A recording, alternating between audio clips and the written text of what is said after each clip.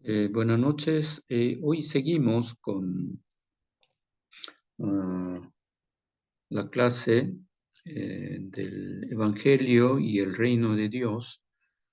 Estábamos hablando qué es el reino de Dios. Entonces, hemos hablado que el reino de Dios es un reino práctico, ¿m? Que Jesús, nuestro Señor, es decir, Kyrios, el Pantocrátor, que gobierna todo este mundo, no solamente la iglesia, sino todo el mundo, todo el universo. Él es el que gobierna, Él es el que sustenta a todos los seres. Entonces, pero sin embargo, cuando hablamos del reino de Dios, estamos hablando, Él quiere formar su pueblo, pero el reino significa la soberanía, el gobierno, pero este reino de Dios es un reino práctico, que Él gobierna a gobernar a nosotros mismos. Todo nuestro ser tiene que ser gobernado por Él, o si no, nosotros estaríamos en desorden, en desobediencia, porque Dios, el Señor, quiere gobernar cada una parte de nuestra vida, todas las áreas de nuestra vida. Yo en la clase pasada hablé de este que fue presidente de Holanda, ¿no? Un pastor reformado que él quería que en Holanda eh, que se instaure el reino de Dios. Entonces él, en vez de trabajar en la iglesia, él fundó una universidad libre de Ámsterdam. Él fundó, fue rector y además él se dedicó en la política y él se convirtió en presidente de Holanda. ¿Mm? Él lo que dijo es de la soberanía de Dios en todas las áreas de la vida humana. ¿Mm? Entonces, ¿Mm? eh, él decía una frase muy importante que dijo que no hay ni una área en que el Señor no reclame como suyo, ¿no? Es decir, que todas las áreas pertenecen a Él. Todas las áreas pertenecen a Él. ¿Mm? Y que no haya ninguna área en que Dios no pueda decir que no es de Él, no es de Él, es decir, que todo pertenece a Dios. ¿Mm? ¿Mm? Entonces, eh,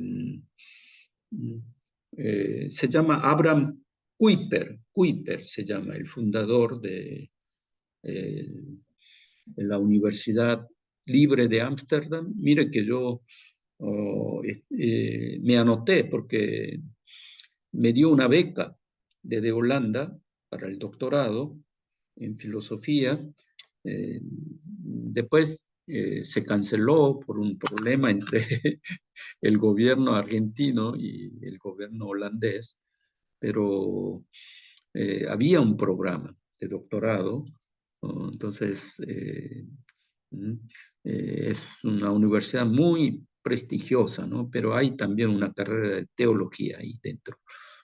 Pero Abraham Kuyper decía esta palabra que no hay ni una eh, área en que él no pueda reclamar como es de él, como suyo, ¿no? Entonces, todas las áreas de nuestra vida tienen que ser gobernadas por él y también nuestra familia y después nuestra iglesia y también la sociedad.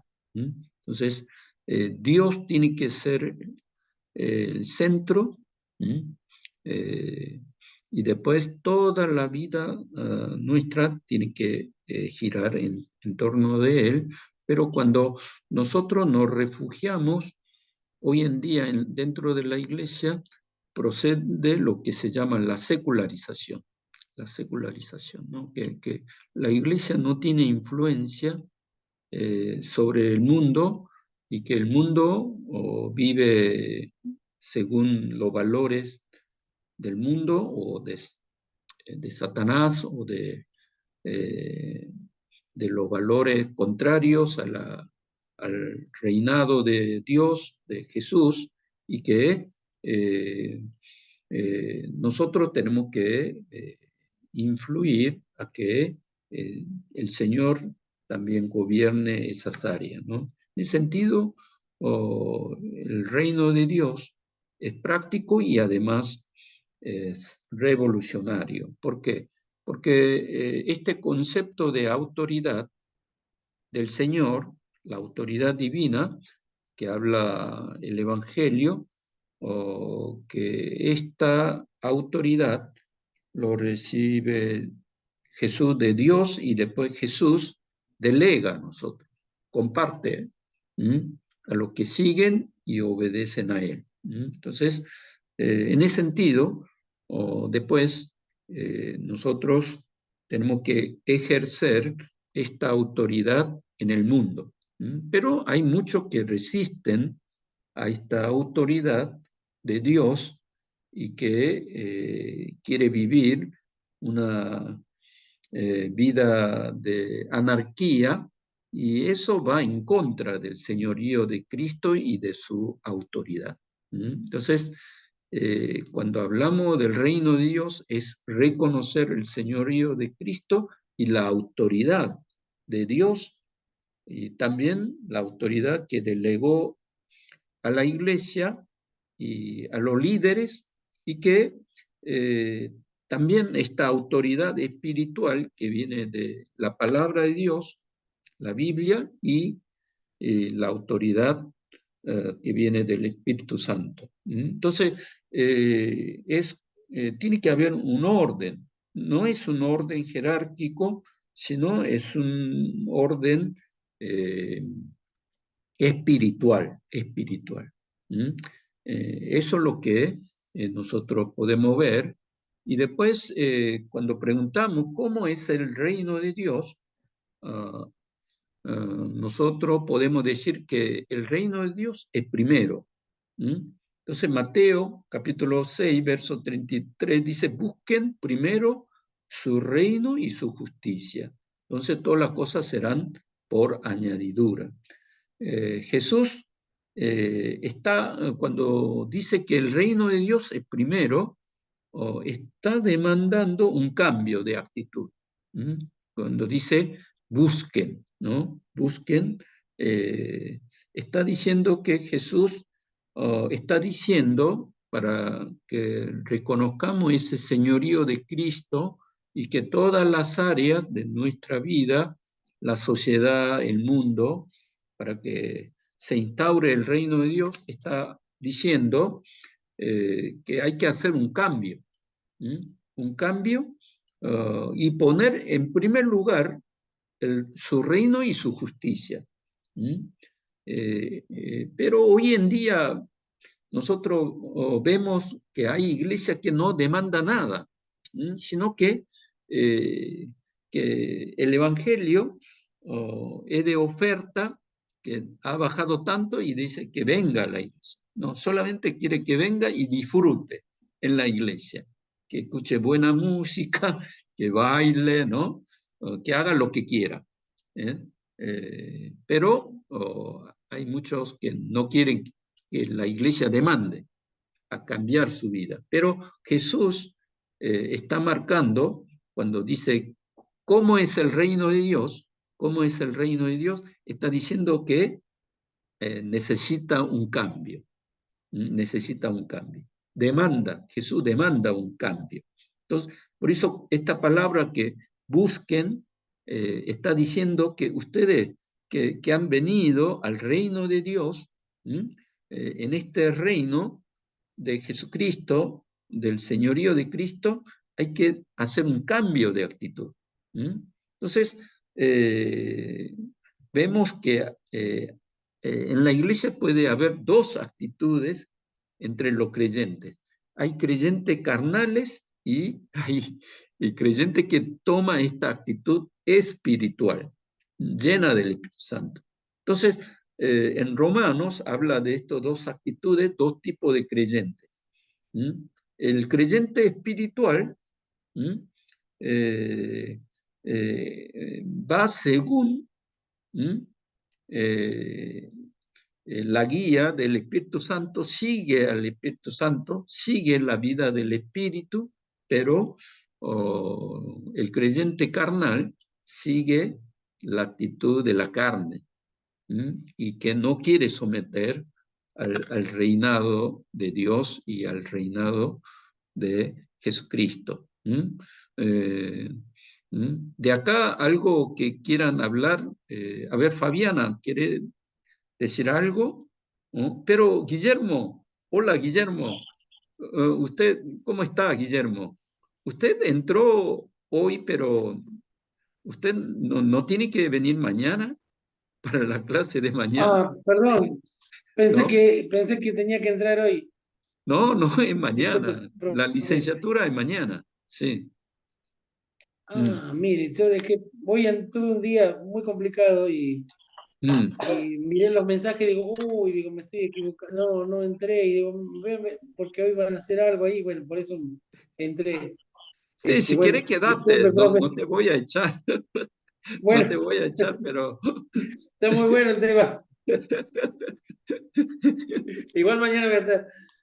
sí, sí, bueno, quédate quieto, en silencio. Si quieres salir, podés salir, y bueno, hágalo como quiera, pero mañana nos vamos a encontrar Bien, con bien, profesor bien. Francisco de Canadá. Sí, Sí, sí, sí. Bueno, a ver, bien. Fabiana, ¿tenés algo para decir? ¿Comentar algo de esta? Sí, tanto Hola, tiempo, Fabiana. Sí, hola, profesor, buenas noches a mis sí. hermanos. No, profesor, no tengo nada que comentar. Gracias por preguntarme. Mm, Sí, gracias. sí, sí, bueno, te extrañamos. Sí. ¿Eh? Pues yo también, Mm, yo también. Gracias. mm. Sí, cambiaste de look. Te veo diferente. ¿Qué pasó? Que hiciste el nuevo Porque peinado. no tengo prendidas las otras luces. Ah, sí, sí, está bien, está bien. Entonces, acá esto del reino de Dios nos está hablando de ir cambiando. ¿Mm? El creyente a una vida espiritual bajo la guía del Espíritu Santo, ¿no? Entonces, allí, pero este cambio toma de un cambio de actitud. ah, Nosotros eh, práctico, en sentido práctico, está hablando de un cambio de prioridad. Eso es lo que está diciendo cuando busque primero su reino y su justicia. Entonces, no está diciendo que vos no tenés que hacer esto, no tenés que hacer lo otro para ser espiritual, sino lo que hay que hacer es prioridades, fijar prioridades en nuestra vida. ¿Qué es lo más valioso? ¿Dónde está la prioridad? La primera prioridad y la segunda prioridad. Entonces, está diciendo que el reino de Dios es lo primero. Entonces, aquí, ¿qué es lo primero en nuestra vida? ¿Qué es lo central en nuestra vida? ¿Qué es lo mejor en nuestra vida? Eso es lo que es vivir el reino de Dios. El reino de Dios. Por eso, oh, cuando dice esta palabra en Mateo capítulo 6, verso 33, nos está lanzando un desafío diciendo eh, que busque primero el reino, y su justicia es su palabra, su voluntad, ¿no? Es decir, obedecer en su voluntad, en lo que Dios quiere.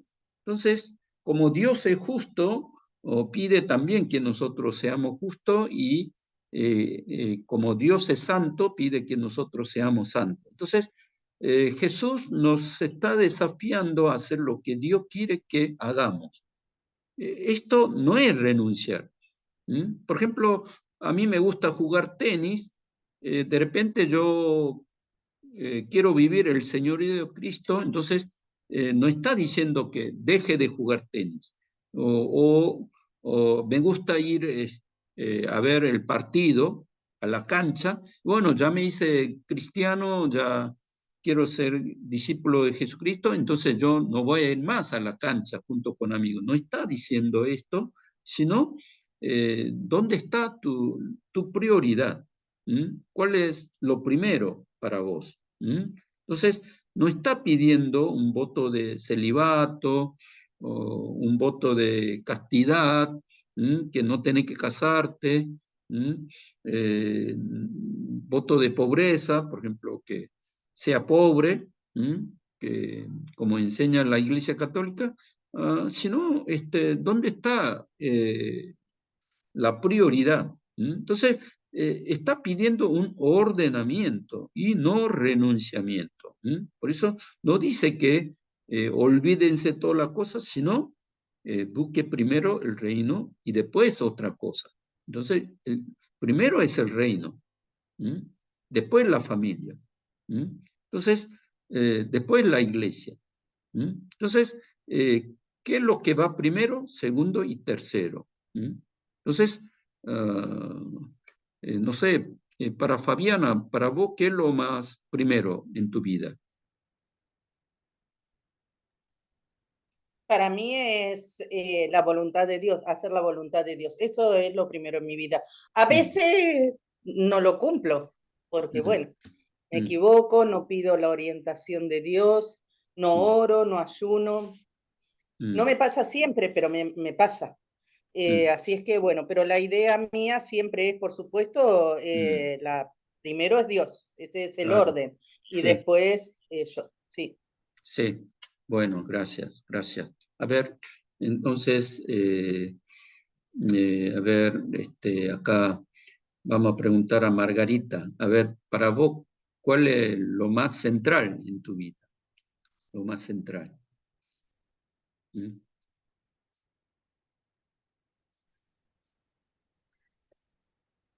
¿Me escucha, pastor? Sí, sí.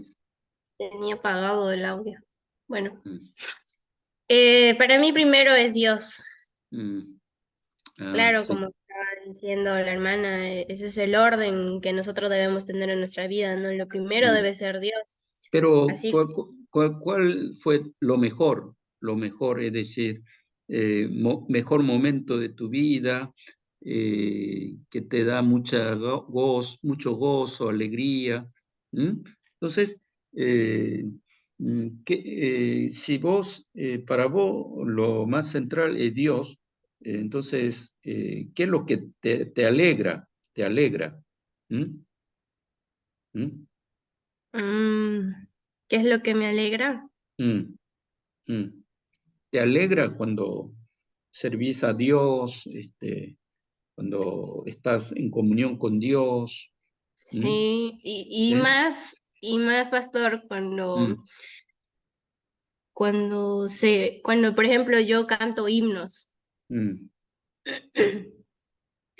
¿No ves que todos los domingos nosotros mm, hacemos cantos especiales, mm, mm, cantamos en, ¿cómo se dice eso? mm, Así, canciones antes de las canciones especiales. Allí es donde yo siento mm, más gozo, me siento muy bien, me siento también en comunión con Dios. mm. Amén, amén. Sí, claro, por eso cuando vemos qué es lo primero, qué es lo central, qué es lo mejor en nuestra vida, nos damos cuenta si estamos buscando primero su reino y su justicia, ¿no? Entonces, es poner prioridades, no es renunciar, prohibir, también hacer castidad, sino que esta actitud de cambio, de vida, de orientación, es lo que nos está diciendo, oh, nuestro Señor, y este es el reino de Dios. Por eso, busque primero su reino y su justicia. Entonces, y después dice, y toda otra cosa le serán añadidas, ¿no? No hay que, está diciendo que por buscar a Dios primero, alegrarte por la cosa que primero buscamos a Dios, nos alegramos por servir a Dios, estar en comunión, nos está diciendo que no tenemos que hacer cosas que, por ejemplo, de comer, también de hacer deporte, no está diciendo eso, que no lo hagamos, sino que está diciendo que es importante el ordenamiento, el ordenamiento. Y por eso dice, si vos ponés primero a Dios, después toda la cosa, Dios también se va a encargar de llenar, se va a encargar de que nosotros vivamos esa vida de abundancia. Por eso está diciendo, toda otra cosa les serán añadidas, con abundancia, ¿no? Con abundancia, y podemos experimentar la bendición de Dios. Por eso aquí Jesús nos propone un ordenamiento. Este es el reino de Dios, este es el carácter del reino de Dios, y podemos, si ponemos en primer lugar el centro, lo mejor a Cristo, entonces allí se ordena toda nuestra vida, la familia, también nuestro trabajo, nuestra vida social, y allí disfrutamos la bendición, la felicidad y además la abundancia de Dios. Esto es lo que promete el reino de Dios, y además este reino de Dios es integral, integral. Tiene que ver con todas las esferas de la existencia humana, todos los aspectos de la vida humana. Por eso está hablando de holismo bíblico. Y el holismo bíblico está fundamentado en el señorío de Cristo sobre toda la creación, todos los aspectos de la vida humana. Por eso en Colosenses capítulo 1, la semana pasada hemos leído que Cristo es todo. Nosotros venimos por Cristo, en Cristo, y vivimos para Cristo. Eso es lo que dice el apóstol Pablo, porque Cristo es Pantocrator. Pantocrator es el gobernador de todos los seres, todo el universo, todo el mundo, ¿no? Entonces, esto lo entendió bien, la soberanía de Cristo y su autoridad, según Abraham Kuyper, que decía que todo tiene que ser afectado por Dios, pero a veces lo que viven en el pecado, cada vez el pecado, como esto lo dice en la parábola de Jesús como de levadura, que a veces el pecado comienza a entrar y después infectar el pecado en todas las esferas de la vida humana. Entonces, como el pecado que afecta, pero que nosotros paulatinamente o a veces drásticamente, como el caso del apóstol Pablo, que todas las esferas de la vida humana tienen que ser afectadas por el reino de Dios, por el reino de Dios. Entonces, este reino de Dios tiene que ser integral, en la parte espiritual, en la parte del alma, la parte psicológica, emocional, la parte física, corporal, social, relacional, y además también hasta la naturaleza, toda la creación tiene que ser gobernada por el reino de Dios, por el reino de Dios. Entonces, Por eso acá dice, no hay otra manera de entender al reino de Dios y al evangelio que lo proclama que no sea de manera integral o holística. Y además el enfoque evangélico tradicional ha puesto el énfasis en la proclamación verbal del evangelio con miras a la salvación del alma. Esta parte, este enfoque de solamente enfocar en la salvación del alma, ya hemos visto que es un evangelio parcial, es un evangelio medio, no un evangelio completo. Entonces, para que sea un evangelio completo, tiene que ser un evangelio no solamente salvar almas, sino que esa persona pueda vivir el reino de Dios y también en el mundo, vivir el evangelio, vivir el evangelio.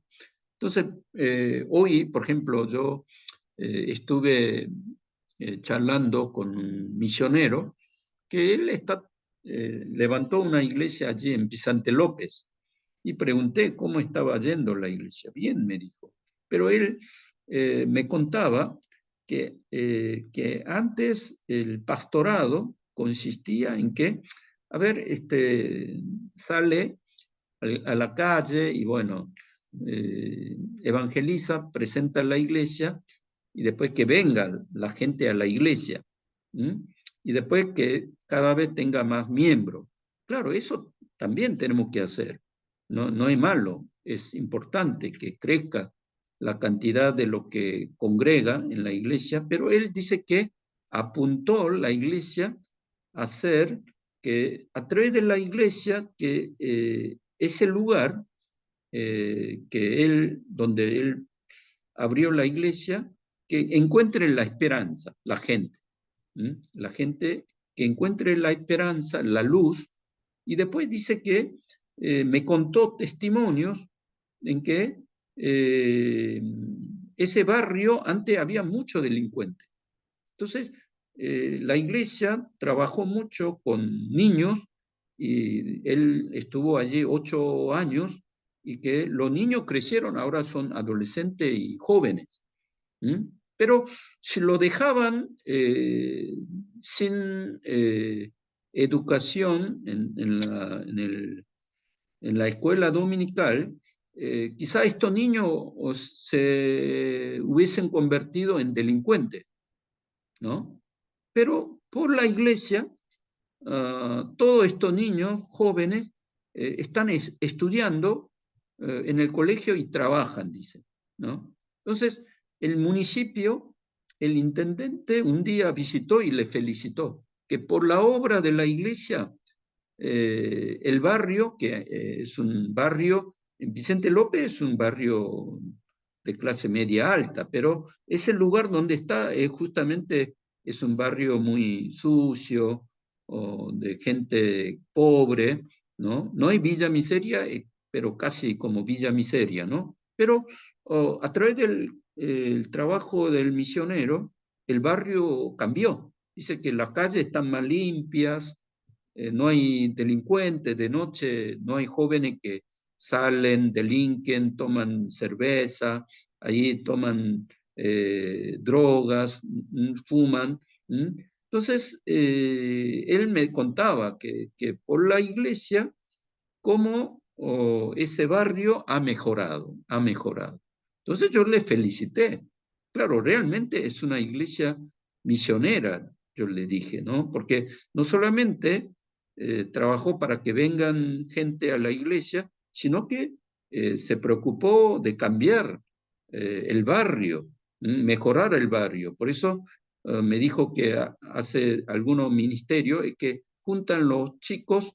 Él contrató un director, un entrenador de fútbol, tiene una escuela de fútbol, ¿no? Entonces vienen un montón de niños de ese barrio, ¿no? De ese barrio, un montón de niños y que enseñan a jugar el fútbol, más enseñan, ¿no?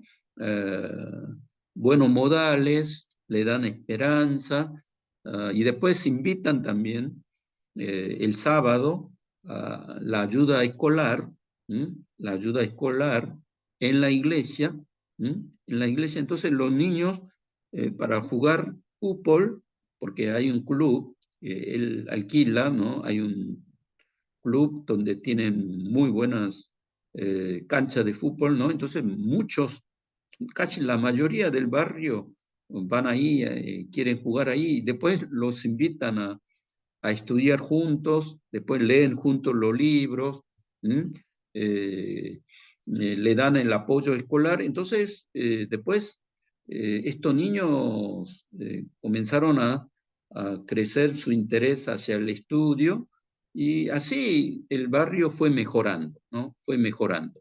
Entonces, la iglesia aportó para el desarrollo del barrio y que ahora, después de 8 años, todos están, gente del barrio, que hay personas que vienen, pero la mayoría no vienen, pero igual ellos confiesan que por la iglesia el barrio mejoró, que ellos han mejorado su calidad de vida, que agradece a Dios y también agradece a la iglesia, ¿no? Entonces, en ese sentido, ha hecho un trabajo de la iglesia misional, es decir, no es que solamente vengan a la iglesia apuntando, sino que además de eso, juntamente con eso, la iglesia se preocupó por el barrio, por la comunidad, yendo al mundo, para que eh, eh, toda la vida humana pueda ser afectada por el evangelio integral, el evangelio integral, ¿no? Entonces, no es que solamente se preocupó de la salvación del alma, sino se preocupó por todas las áreas de la vida humana. De esto, a ver, Clementina, ¿hay algo para comentar?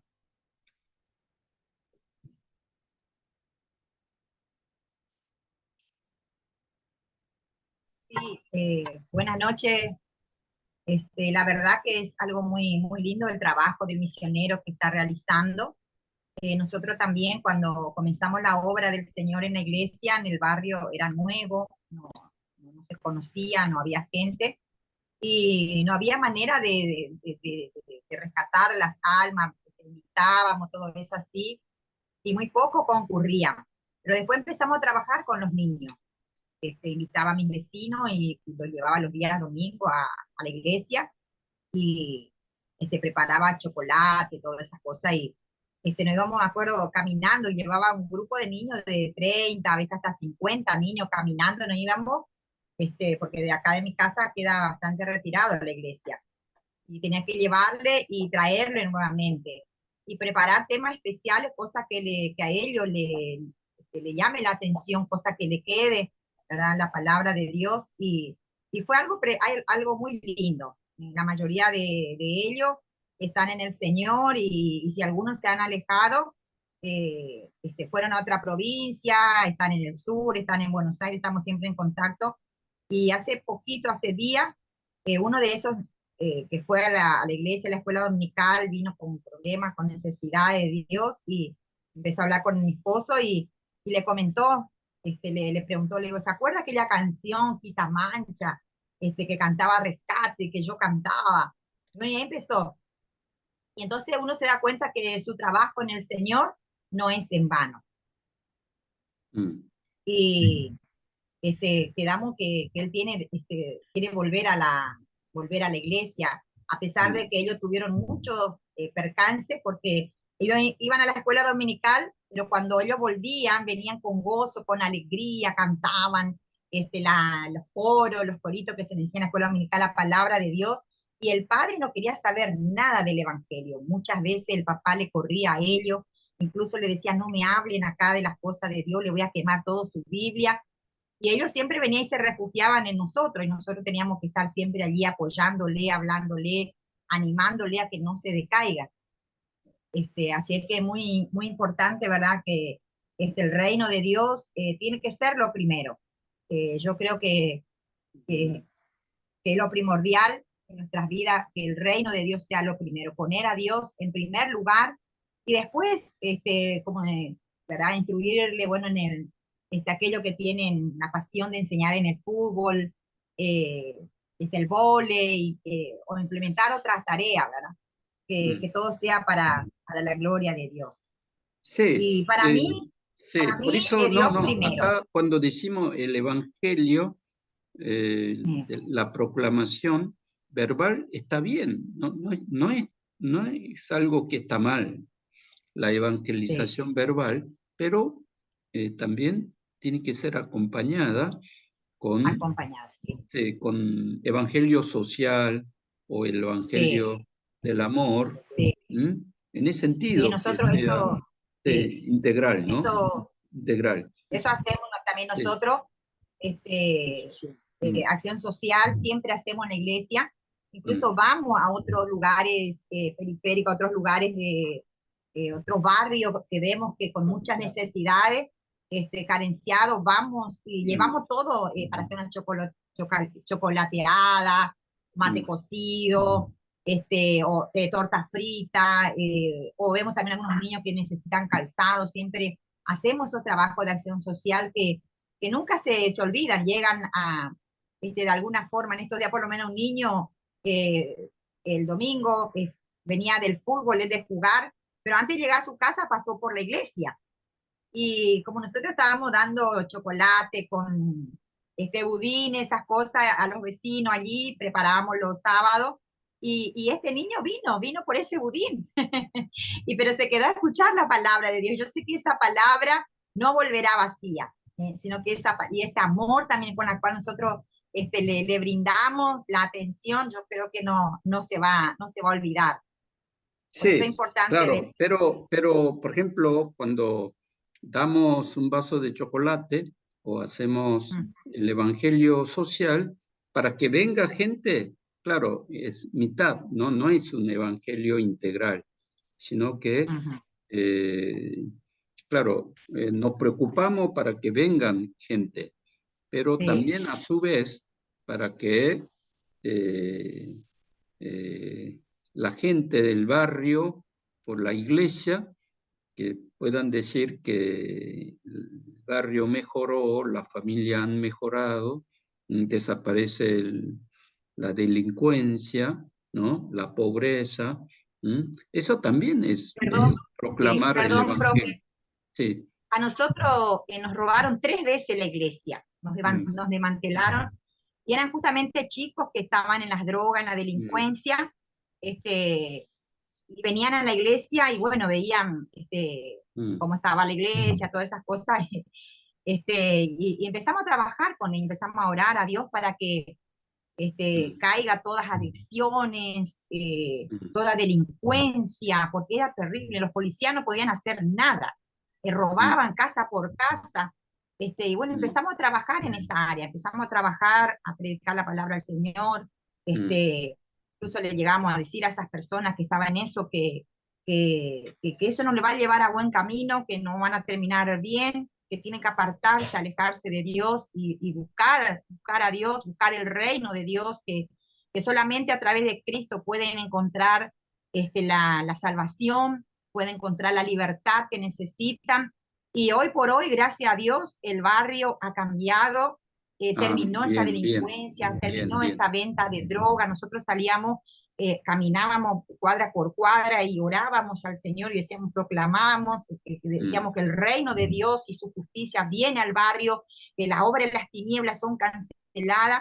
Y gracias a Dios, pastor, cambió muchísimo. Hoy el barrio ha crecido, gentes nuevas han venido, no sé dónde fueron, pero el Señor lo llevó del barrio, aquellos que no querían saber nada del Evangelio, pero vino un cambio, realmente vino un cambio de parte de Dios. Qué bueno, qué bueno.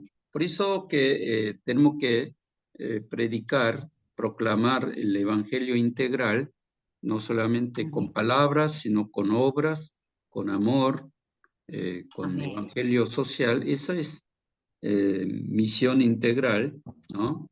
Preocuparnos para la conversión, pero también de dar la comida, atender sus enfermedades, a leer, escribir, salir de la droga, ¿no? También que haya una vida abundante a través del señorío de Cristo. Esto es lo que está hablando, que el reino de Dios es integral. Después, ¿cómo se proclama el reino? Hemos visto cómo se vive y acá vamos a ver cómo se proclama el reino de Dios. Por ejemplo, Jesús fue a enviar, envió a predicar las buenas nuevas a los pobres, a las personas que tienen necesidad de la ayuda divina y que esperan en el Señor para escuchar su palabra liberadora. Y esa palabra está en Lucas capítulo 4, verso 16. Allí alguien busquen Lucas, a ver, vayan en Lucas capítulo 4, verso 16. A ver. A ver, ¿Leo, Fabiana. pastor? Sí. Bueno. Sí, Ana, sí, lea. Sí. Vino a Nazaret donde se había criado, y en el día de reposo entró en la sinagoga conforme a su costumbre y se levantó a leer. ¿Hasta ahí está donde, pastor? No, siga hasta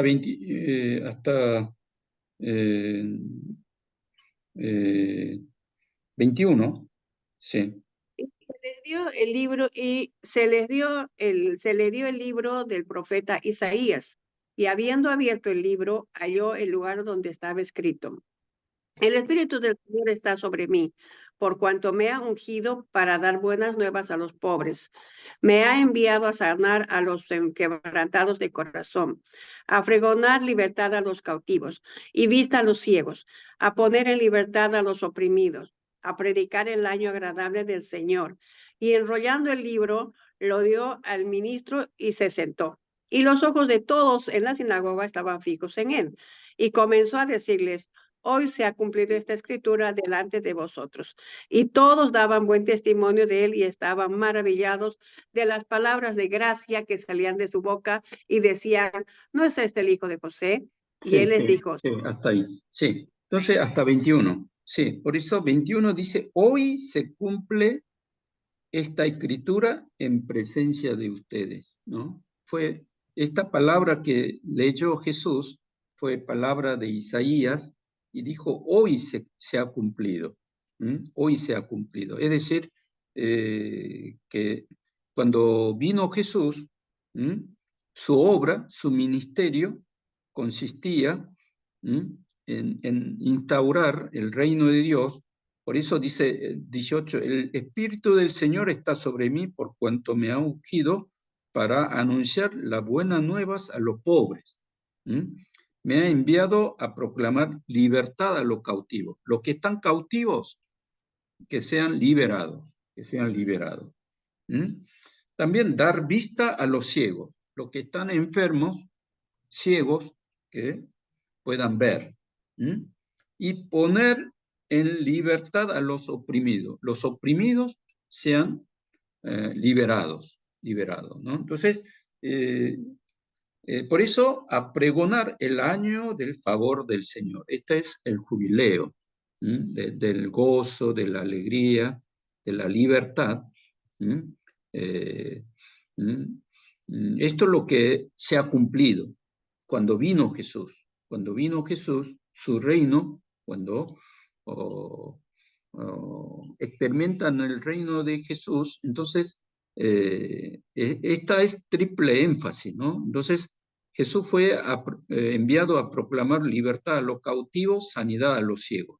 Jesús fue enviado a liberar a los oprimidos, es decir, todos aquellos que están atrapados en la garra de Satanás, ven reducida su libertad para vivir vida plenamente humana conforme a la voluntad de Dios. Entonces, Jesús, cuando proclama el reino de Dios, ese reino es un reino de jubileo, de alegría, gozo, de libertad, de sanación. Entonces, triple énfasis del Evangelio de Jesucristo es que sean liberados primero de la opresión de Satanás, ¿sí o no? Que hoy en día hay muchos que están oprimidos por Satanás, entonces algunos no encuentran sentido en la vida, están desorientados, va por el homosexualismo, por la droga, por la inmundicia sexual, y después por el mundo, por la vida del placer. Bueno, todo ello detrás está Satanás, ¿sí o no? No conoce que la vida feliz, vivir bajo la guía del Espíritu Santo, entonces vive oprimido esta persona. Entonces, primero hay que liberar a estas personas, y después también, cuando Jesús envió a los 12 y a los 70, también liberó, echó los demonios. Por ejemplo, algunos están atrapados por el demonio, claro, no ve que, claro, como esa película de exorcismo, que están, ¿no? Como endemoniados, pero aquí lo que Jesús está diciendo que detrás está el poder de Satanás, que controla a esta persona. Entonces, lo que hay que hacer a través de la venida del reino de Dios, a través de la proclamación, liberar a estas personas, de la esclavitud, y después que encuentre esta vida plena bajo la guía del Espíritu Santo. Entonces, usando la autoridad pastoral o la autoridad del Espíritu Santo, con la palabra de Dios, nosotros tenemos que liberar de la opresión de esta persona que viven de esta forma, ¿no? Yo le digo que no sé si ustedes a la mañana, cuando se levantan, por ejemplo, yo antes de limpiarme los dientes, bañarme, yo tengo tiempo de oración y lectura bíblica. Pero después de bañarme, cuando voy a la oficina a trabajar, yo cuando voy en auto, yo grito, pero yo grito diciendo que hoy que sea un día lleno del Espíritu Santo, un día de victoria, así yo en voz alta, ¿no? Y cuando hago eso, el día siento y además vivo una vida de victoria. No sé si hacen eso. A ver, Pastora Ana, ¿hace eso? Que la iglesia también viva la libertad, la victoria, Sí, pastor, el gozo. sí, hacemos eso. Yo también, sí, pastor, no grito, pero sí hago eso. Yo no grito, pastor, pero sí declaro y declamo. Declara victoria. Por ejemplo, yo a Claro, la mañana cuando me levanto oro en silencio, leo en yo, silencio. Pero cuando pastor, no, voy allí yo así grito, declaro, así, ¿no? Para sí, que sí, yo escuche, porque si no, yo también como sí, que pastor, caigo en lo que dice el mundo, pero comienzo a declarar, ¿no? El versículo de la Biblia, la sí, victoria, ¿no? La libertad, el poder de Dios, ¿no? Eso es lo que hago, ¿no? Entonces me da mucha fuerza. No sé si alguien hace eso. Eh, Raúl, ¿haces eso?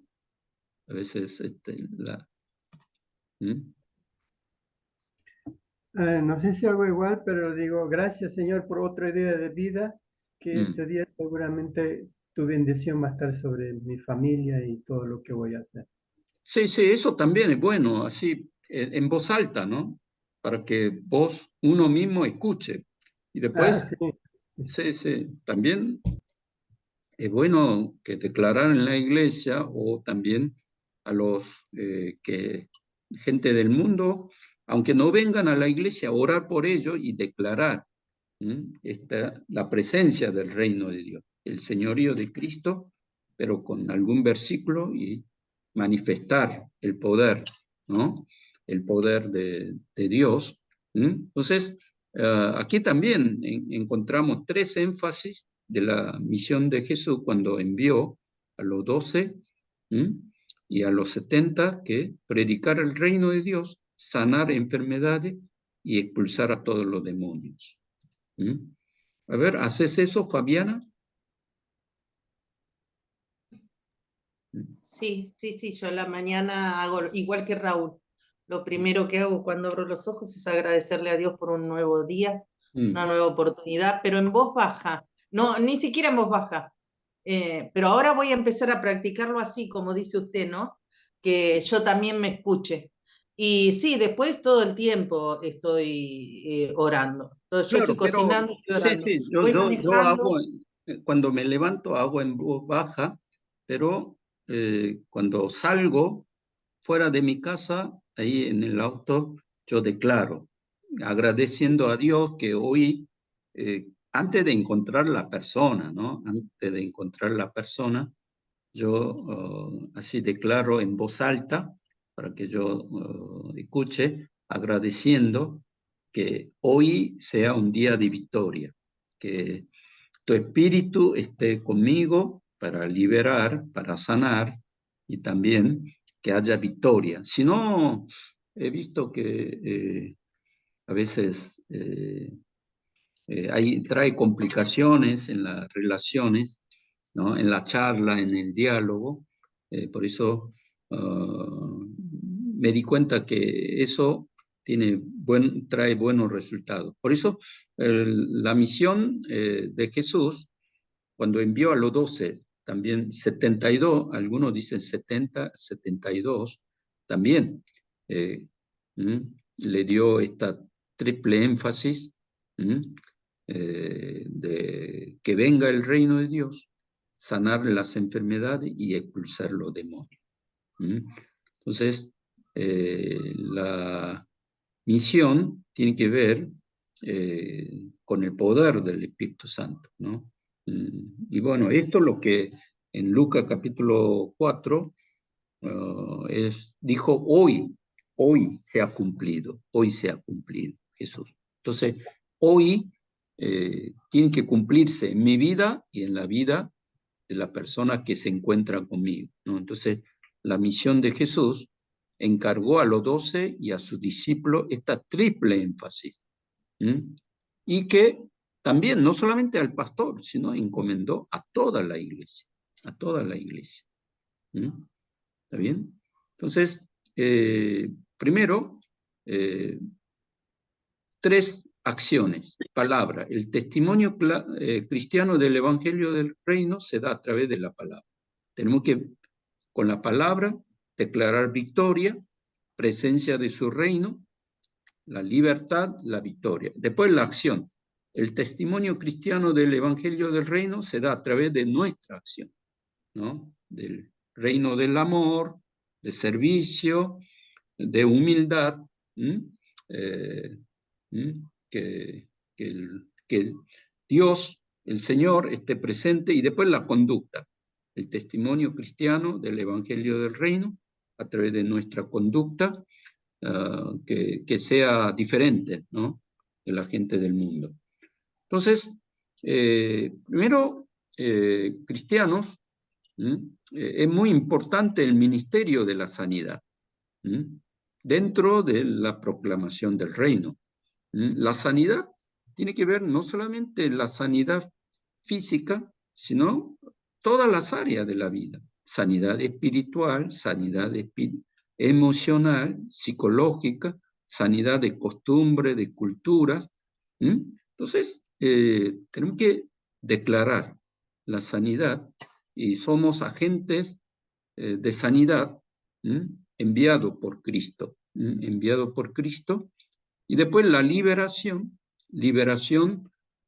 también en forma integral, liberación de la cultura falsa, liberación de falsos hábitos, falsos pensamientos, y también algunos que están atormentados por Satanás, tenemos que expulsar todos los demonios que hay en América Latina, ¿no? Entonces, y que este ministerio de liberación es la expresión más radical de la afirmación del reino de Dios en contraposición con el reino de las tinieblas. Y luego, que la presencia del Espíritu del reino de Dios a través de la parábola. Entonces Jesús, a través de las parábolas, él habló qué son los reinos de Dios, cómo vivimos el reino de Dios y cómo se hace presente el reino de Dios. Entonces, desde el Evangelio de Mateo, Marcos y en Lucas, es decir, en estos evangelios sinópticos, en Juan no tanto, pero en el Evangelio sinóptico aparecen numerosas parábolas. A través de estas parábolas, Jesús nos enseñó acerca del reino de Dios. Entonces, no solamente nos habló del Evangelio del reino, sino que de manera sencilla, Jesús enseñaba por parábolas las verdades profundas espirituales del reino de Dios para vivir la sanidad, la liberación y también el reino de Dios. Entonces, tenemos que estudiar el reino de Dios a través de las parábolas. ¿Está bien? Entonces, hoy va a exponer acerca de las parábolas, comenzando por Mayo. Mayo, ¿está preparada? Sí, profesor, estoy preparada. A ver. Sí, Entonces, aquí estoy. vamos a ver del libro de, ¿no? ¿Cuál es el libro de? Roberto Frege. Fricke, sí, Roberto Fricke. Sí. Sí. A ver, entonces,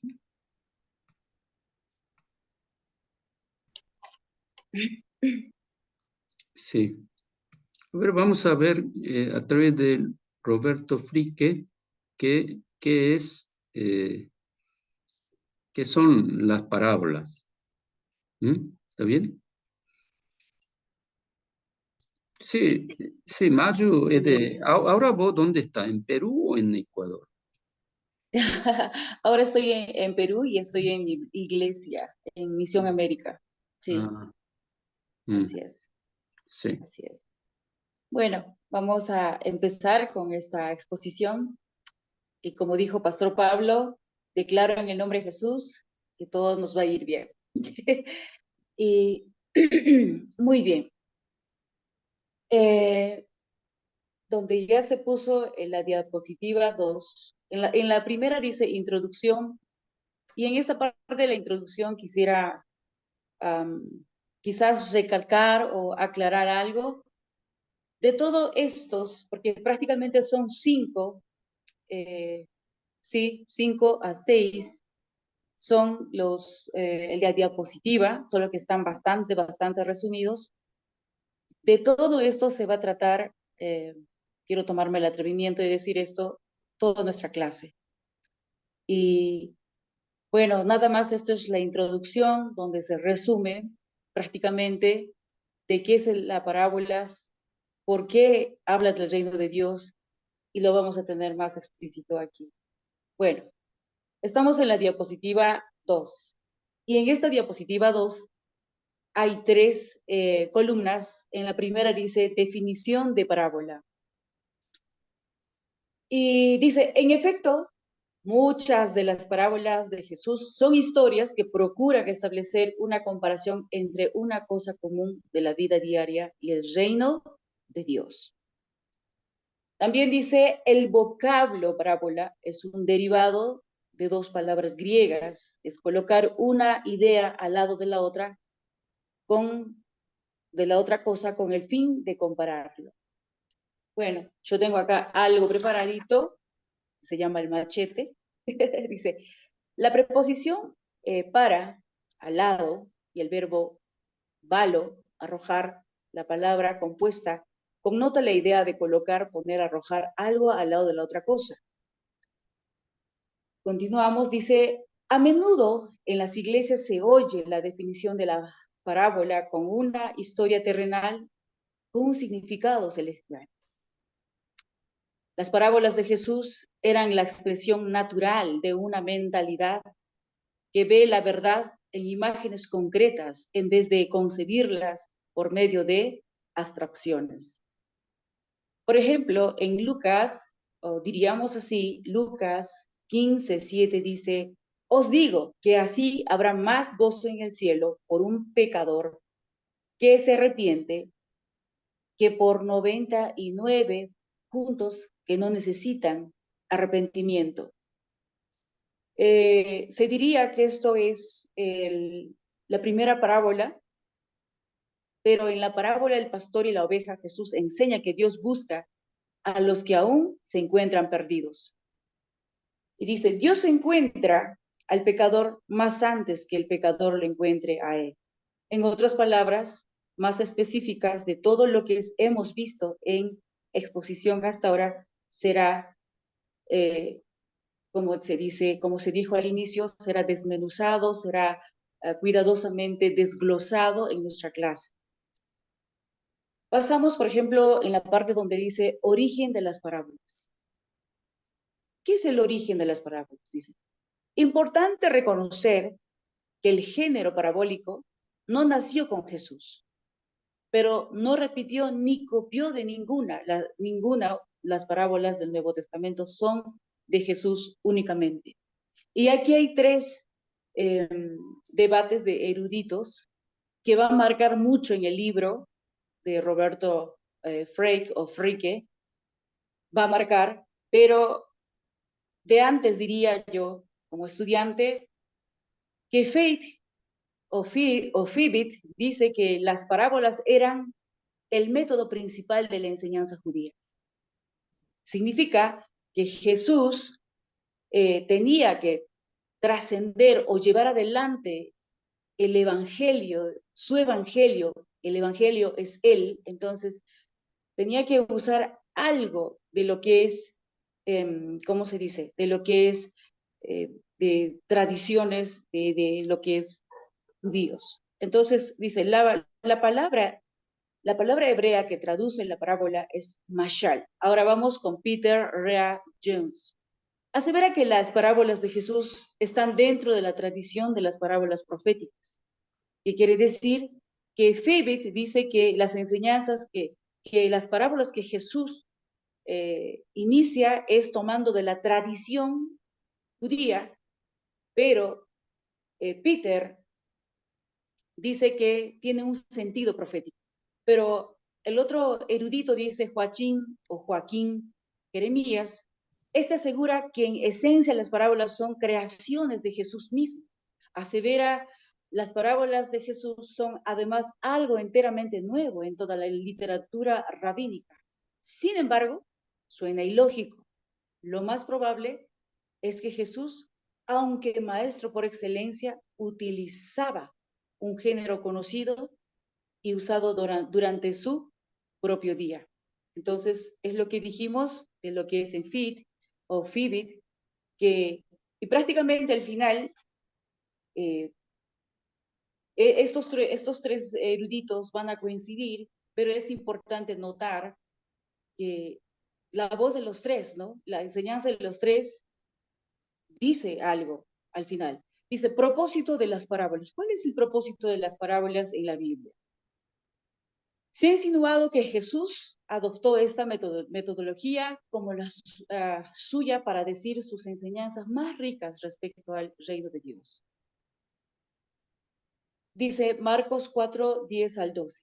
Cuando estuvo solo, los que estaban cerca de él y con los 12 le preguntaron sobre la parábola y le dijo, a vosotros os es dado saber el misterio del reino de Dios, mas a los que están fuera, por parábolas, todas las cosas, para que viendo vean y no perciban, y oyendo oigan y no entiendan, para que no se conviertan y les sean perdonados los pecados.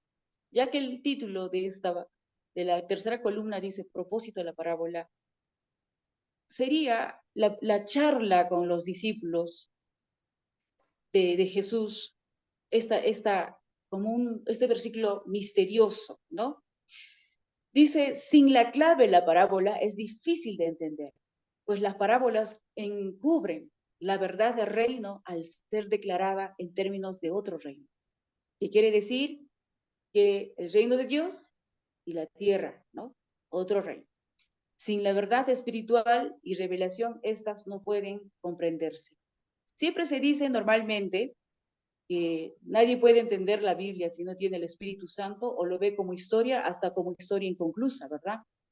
Entonces, completamente necesario tener al Espíritu de la verdad y la revelación para poder entender y saber el propósito de las parábolas. Dice, Jesús dio la oportunidad de profundizar y encontrar la verdad.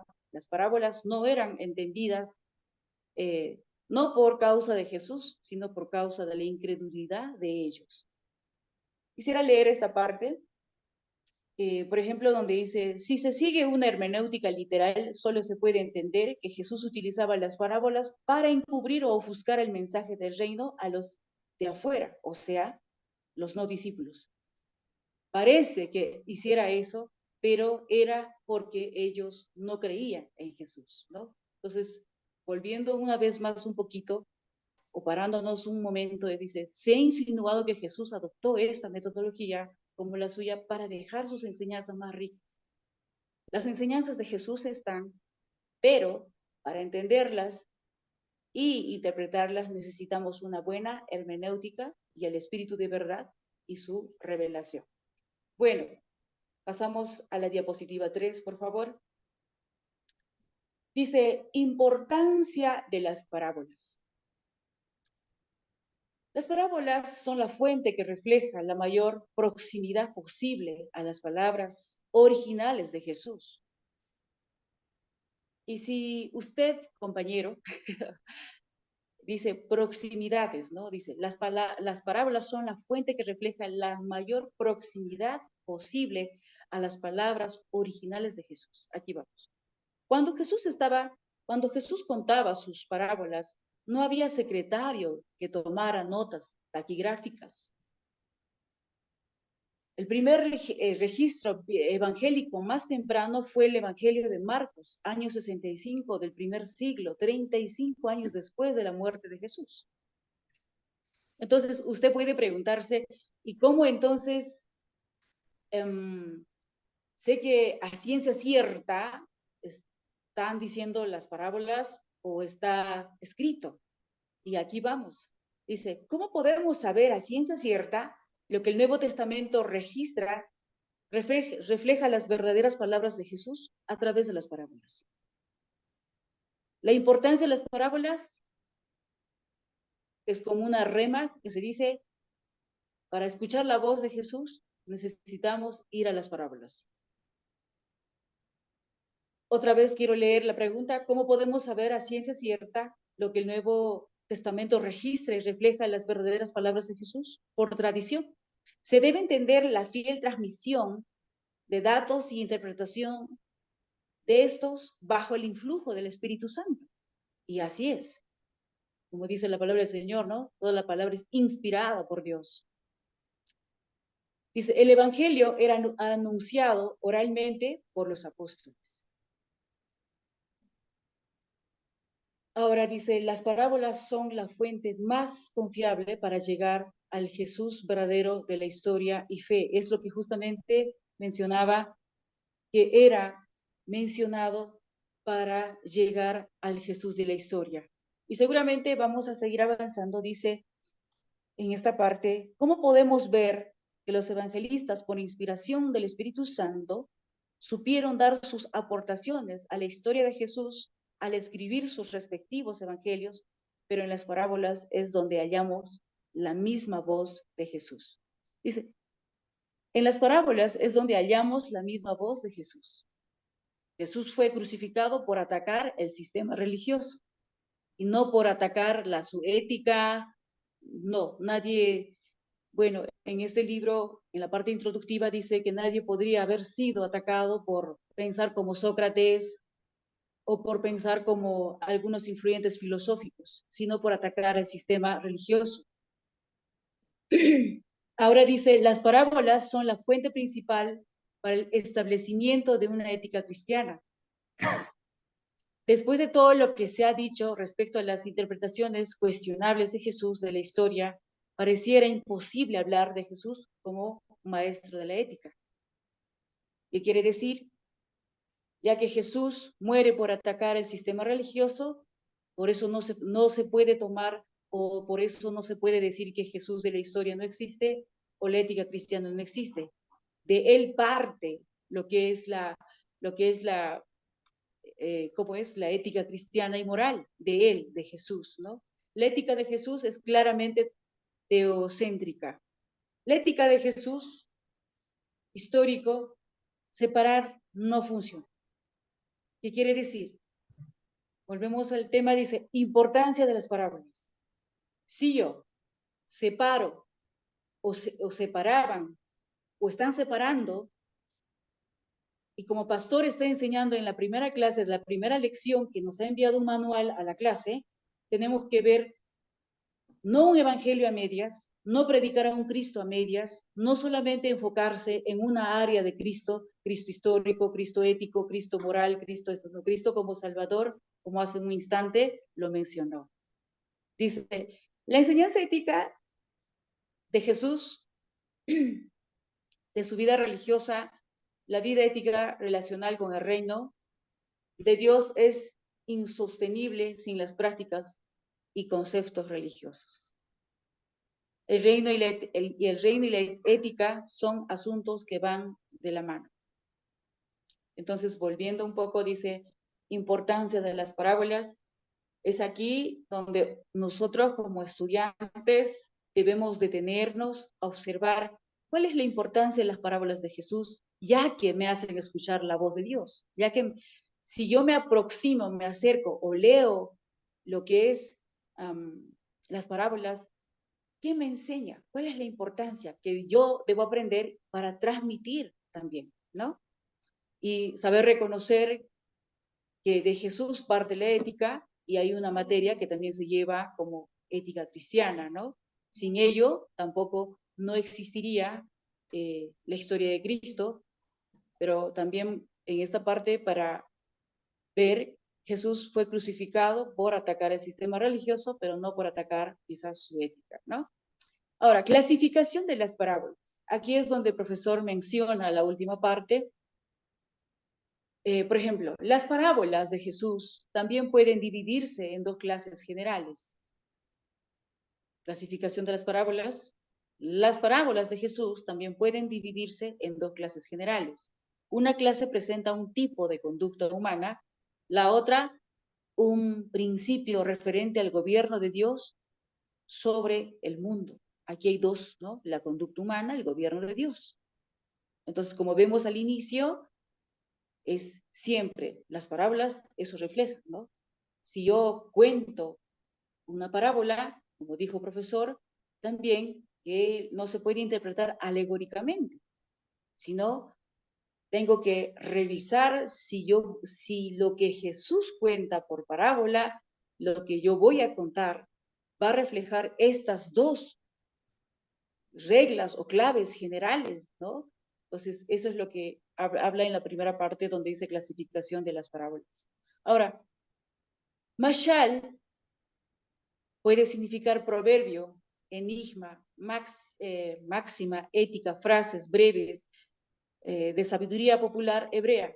¿Por qué? ¿Por qué se menciona este término? Porque al inicio, cuando estamos viendo el significado de las parábolas, aparece esta palabra, y a lo menos también donde se menciona, donde están los tres eruditos, mencionando y usan ese término mashal, porque posiblemente Jesús pudo usar parábolas referentes del Antiguo Testamento, ¿no? Pero uno de los eruditos defiende y dice no, pero el otro es un poco más extremo, dice es imposible. Pero esta palabra mashal encierra, que también significa proverbio, enigma, máxima, ética, frases breves de la sabiduría popular hebrea. Ahora dice, todo esto nos lleva a la conclusión de que tanto en el Antiguo como en el Nuevo Testamento, parábola puede significar una variedad de clases de dichos. La parábola se basa más en símiles y no en metáforas. Vamos a ver esta parte donde dice, ¿qué es un símil? ¿No? Que el símil es una figura retórica que establece una relación de semejanza entre dos términos. Por ejemplo, a los casados, ¿no? Pueden decir a su esposa, tus ojos son como la noche. ¿Qué significa? Estaría diciendo que tus ojos, mi amor, son negritos, ¿no? Pero es un símil, es una forma de decir. Ahora dice, las parábolas se basan más en símiles y no en metáforas. Las parábolas no se interpretan alegóricamente, la alegoría tiene muchos puntos de comparación, la parábola tiene uno solo, o sea, un solo significado, ¿no? Estas parábolas siempre llevan dentro de sí la urgencia del arrepentimiento personal y nacional. La palabra nacional no estaba tal vez en la mente de Jesús ese momento, porque siempre ha sido alcanzar a todas las naciones, ¿no? La muerte de Jesús revela que Jesús muere por todos. No sé si todos se acercan a él, esa es la diferencia. Ahora dice, las parábolas dirigidas a pecadores tiene que ver con la gracia de Dios y el arrepentimiento. Vieron que Jesús, por ejemplo, cuando presentaba una parábola, lo hacía con tanta gracia, con tanto amor, con tanto favor, que la gente se quedaba pensando, con ganas de preguntar.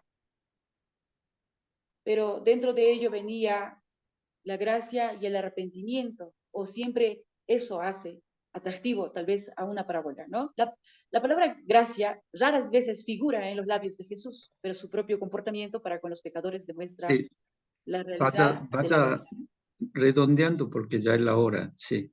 Bueno. Lo Bueno, siento. sí. Sí, vamos al 4, por favor. Sí, ya termino ya. Al 4, al diapositiva 4, por favor.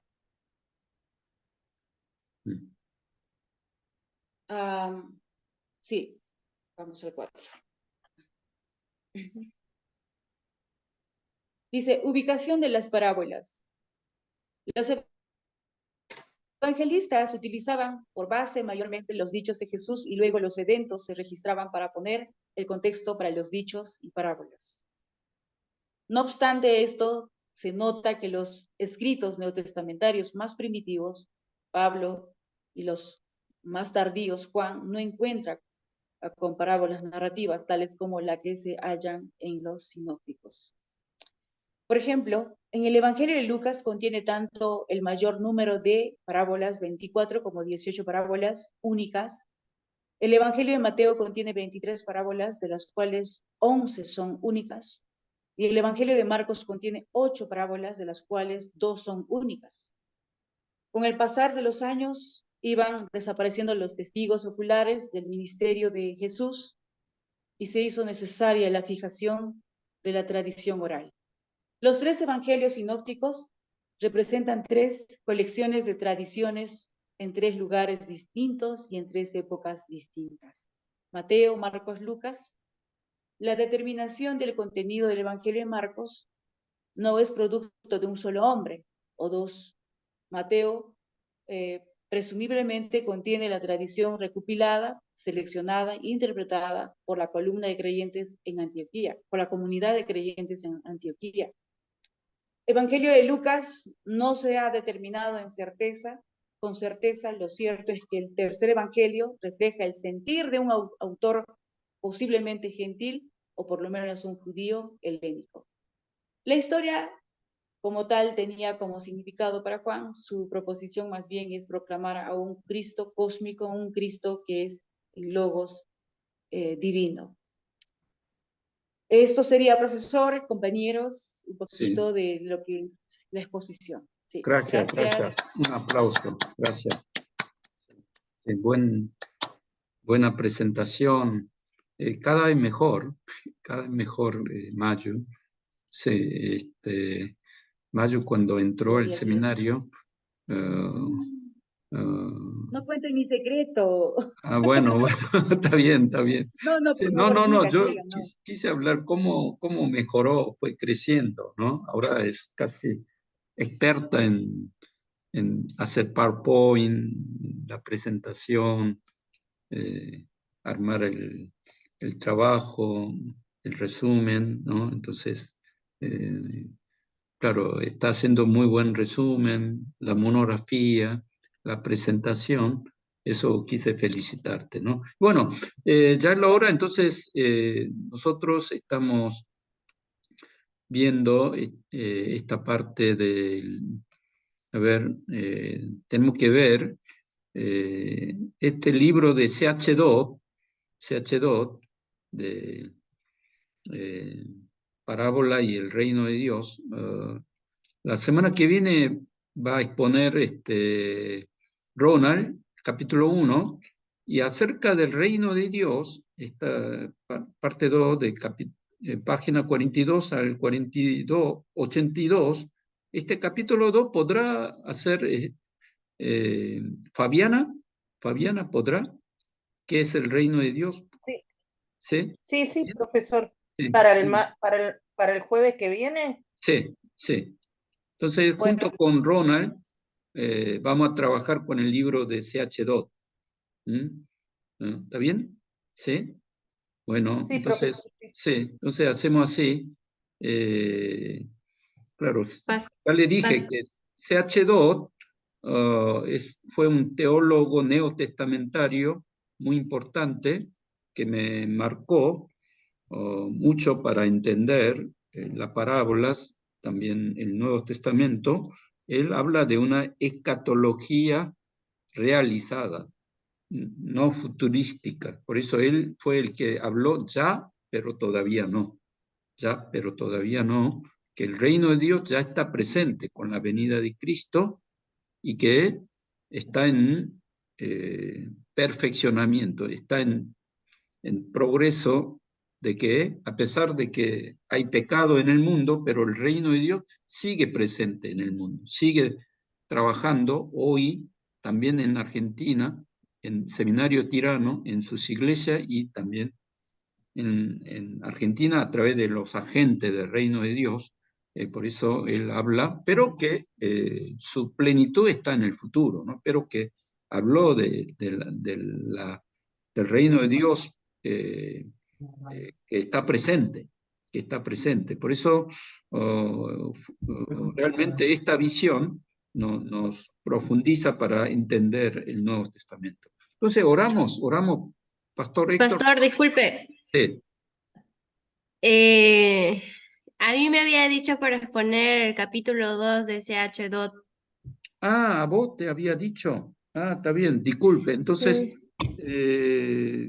claro, Margarita 2 y 3 sería para Fabiana. Está bien, profesor, 3. Disculpe, Margarita, bien. Sí, pensé que... No, solamente le estaba diciendo, porque de repente cambió de opinión y todo.